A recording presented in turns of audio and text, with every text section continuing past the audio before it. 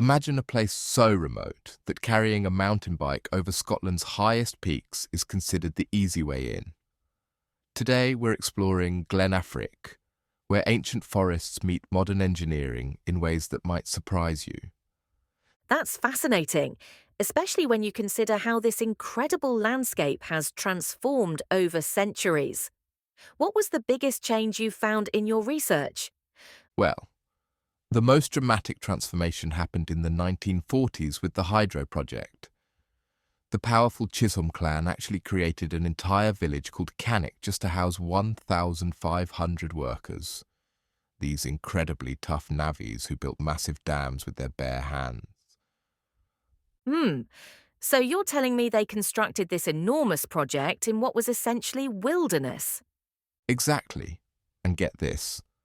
They moved in during 1947, and by 1951, they had power flowing.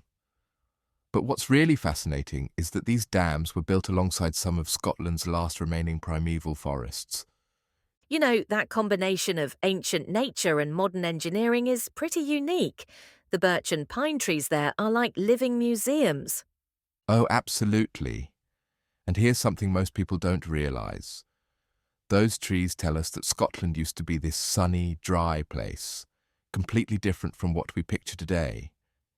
The evidence is all preserved in the peat bogs, like nature's time capsules. Well, that certainly challenges what we think we know about Scottish weather. And speaking of challenges, the journey to Glen Affric itself is quite something. Once you reach the end of the proper road, you're looking at an 18-mile footpath to Loch Duick and another 10 miles of pure wilderness to reach Loch Coich. That's quite the trek. No wonder most people take the ferry to Knoydart these days. Right. But you know what's really interesting? The way people have approached this journey over time. Like we've gone from 3-day hiking expeditions to mountain biking, then motorcycles, and finally cars. Each method gives you a completely different perspective on the landscape. Though I imagine those early navvies would have appreciated a car when they were building those dams. You know, that's, actually a really good point.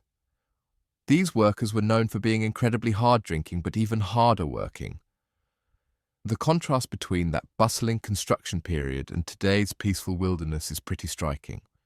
So what do you think draws people to make such challenging journeys to reach Glen Affric? Well, I think it's partly those famous William Arthur Poucher photographs of Loch Coich's deep blue waters.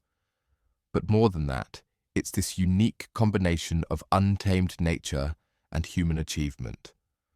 Like you can stand there and feel completely alone in the world, yet you're looking at these impressive engineering feats from the 1940s. That's quite profound when you think about it, how some experiences remain constant despite all our technological advances. And here's what really gets me, the way the evidence of climate change is written in the landscape itself. These peat bogs and ancient forests tell us stories of environmental shifts that happened long before any industrial activity. It really puts our current climate discussions into perspective. It's like reading chapters of Earth's history right there in the landscape. Looking ahead, the real challenge will be preserving both Glen Affric's natural heritage and its accessibility. Whether you're taking that challenging route over the hills or the easier ferry to Knoydart, each visitor becomes part of this continuing story of human interaction with one of Scotland's most remarkable landscapes. Well, that certainly gives us a lot to think about regarding how we balance preservation with exploration. You know what? I think that's exactly what makes Glen Affric so special. It's this perfect example of how humans and nature can coexist, each leaving their mark while somehow maintaining the essential character of the place.